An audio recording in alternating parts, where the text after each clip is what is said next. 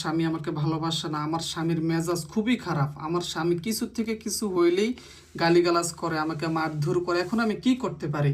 প্রিয়দিনী বোন আমার, এই তদবির যদি করেন আপনি নিজেও পারবেন। আমি আপনার কাছকে এই যে এখানে জাফরান আছে, অরিজিনাল জাফরান দ্বারা লিখে দেখিয়ে দেব কিভাবে তদবির করলে আপনার স্বামী আপনার আয়ত্তে চলে আসবে। আমি লিখে দেখে দেবো আজকে প্র্যাকটিক্যালি। হ্যাঁ, তারপরে বদমেজাজ, আপনার স্বামীর খুব রাগ বেশি, কিছু থেকে কিছু হইলে হাত তোলে, এরকম অনেক আছে না? তারপরে আপনার স্বামী কোনো কথাই শোনে না, আপনার স্বামী পরকীয়া করে, এই তদবির যদি করেন ইনশাআল্লাহ আপনার স্বামী, এখানে লেখা আছে দেখেন, নিম্নের তাবিজটি মেশকে জাফরান দ্বারা লিখে স্ত্রীর চুলে বেঁধে ব্যবহার করলো, অর্থাৎ এই তাবিজটা খাতার মধ্যে লেখা আপনার চুলের সাথে যদি আপনি ব্যবহার করেন, আপনার স্বামী আপনার পিছন ছাড়বে না। এখন আমি দেখিয়ে দেব যে তদবিরটা করলে আপনার স্বামী কোনোভাবেই আপনাকে ছাড়বে না, আপনার স্বামী আপনাকে তালাকের কথা বলবে না, ডিভোর্সের কথা বলবে না। হ্যাঁ, আমি একটা আমল দিয়ে দিই তার আগে দিয়ে, যে আমলটা আপনারা সহজে করতে পারেন।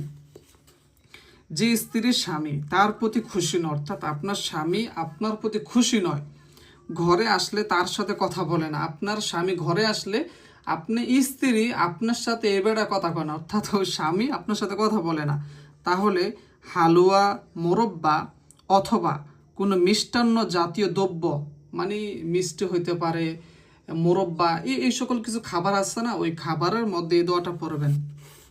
এই যে অমিনান নাসি মাইয়াত্তাখিজ মিন দুনিল্লাহ, এখানে দোয়াটা আছে সম্পূর্ণ, এই দোয়াটা পরে ফু দিবেন।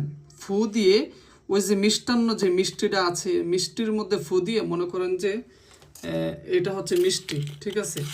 তো এটা যেহেতু মিষ্টি, আমি দোয়াটা পড়লাম, দোয়াটা পড়া এভাবে হু দিলাম, তো হু দিয়ে আমার স্বামীকে আমি মিষ্টি জিনিসটা খাওয়াই দেব। মিষ্টি জিনিসটা যদি আমি খাওয়াই দিতে পারি, আমার স্বামী কোনোভাবেই আমাকে ছাড়বে না।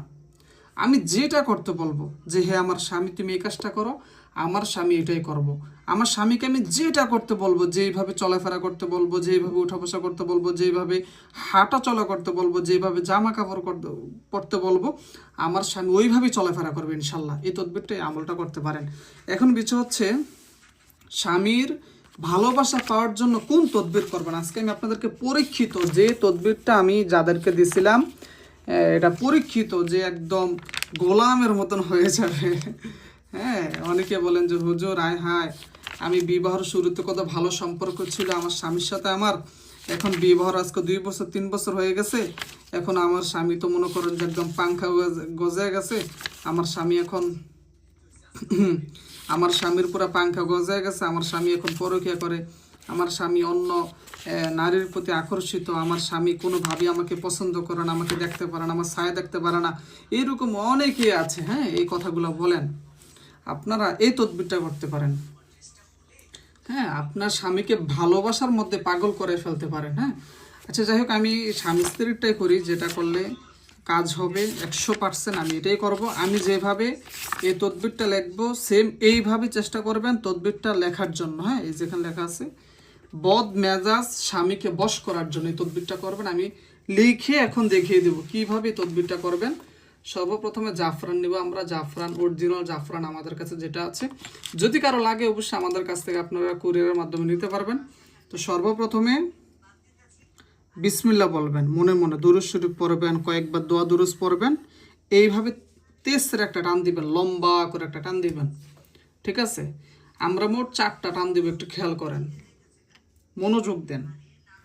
কত সংসারের মধ্যে অশান্তি, কত সংসারের মধ্যে কোনো সুখ নাই, শান্তি নাই, হাহাকার। হ্যাঁ, সংসার ছেড়ে চলে যায়, স্বামী স্ত্রীর মধ্যে গুড রিলেশন নাই, গুড ভালোবাসা মহাব্বত নাই। হ্যাঁ, কত দুর্ভোগের মধ্যে আপনারা থাকেন। তারপরে জি, এখন যেখানে 3টা দাগ দেওয়ার কথা বলছে, 1টা 2টা 3টা দাগ দেবে। এখন আবার এইভাবে দেবো 3টা দাগ। কত স্বামী আছে স্ত্রীকে মারধর করে, অভাব নাই। আমি বলে দিলাম 48 ঘন্টার মধ্যে আপনার স্বামী আপনার বসে চলে আসবে ইনশাআল্লাহ। আপনার স্বামী আপনার আয়ত্তে চলে আসবে। আপনার স্বামীকে আপনি যেটা বলবেন ওইভাবে সে চলবে ইনশাআল্লাহ। হ্যাঁ, তবে আপনারও ভালো ব্যবহার করতে হবে। আপনার স্বামীর সাথে আপনি খারাপ ব্যবহার করবেন না। স্বামী ঘরে আসলে সালাম দিবেন। স্বামীকে যেভাবে ঘুম থেকে জাগ্রত করলে পছন্দ হয় ওইভাবে ঘুম থেকে সবসময় জাগ্রত করবেন। আচ্ছা, আমাদের তদবিরটা লেখা আঁকাটা আঁকিকরণটা হয়ে গেছে। এখন আমরা লিখব। দেখেন কিভাবে আমি নকশাটা লিখি। নকশাটা চুলের মধ্যে বাইদা ব্যবহার করবেন বদ মেজাজ স্বামী, যা রাগ বেশি, খারাপ বিহেভ করে, আপনাকে পছন্দ করে না, আপনাকে তুচ্ছ তাচ্ছিল্য করে, ওই ব্যক্তি আপনার বসে চলে আসবে।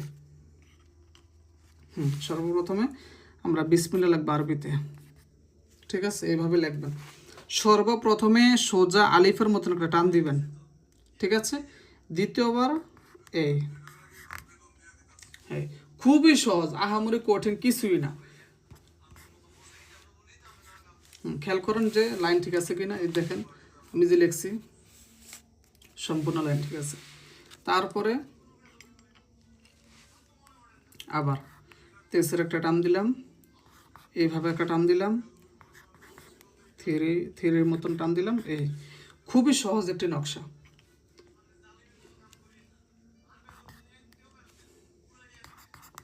একটু মনোযোগ দেন আপনারা, হ্যাঁ। অহেতুক সময় সিরিয়াল না দেখে এই কাজ করেন, আপনার স্বামী সম্পূর্ণভাবে আপনার আয়ত্তে চলে আসবে, আপনার বশে চলে আসবে ইনশাআল্লাহ।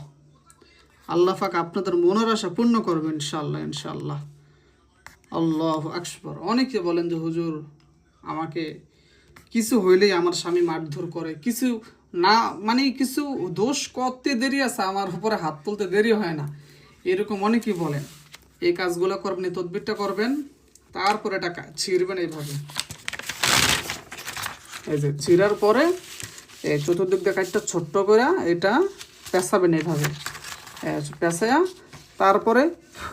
তারপরে এটা সুন্দরভাবে এইভাবে পেঁচাইবেন। ধরেন পেঁচানোর পরে এটা চুলের মধ্যে বাঁধবেন। আর একটা আমল আমি বলে দিব এখন, ওই আমলটা করবেন। এই যে এই আমলটা করবেন, এই আমলটা করবেন, দেখবেন আপনার স্বামী পরিপূর্ণভাবে আপনার আয়ত্তে চলে আসবে। আপনি যেভাবে চলাফেরা করতে বলবেন আপনার স্বামী ওইভাবে চলাফেরা করবে। মিষ্টি কিছুর মধ্যে ফু দিয়া আপনার স্বামীর আপনি খাওয়াই দিবেন। যাদের তদবির লাগবে আপনারা আমাদের সাথে যোগাযোগ করতে পারেন।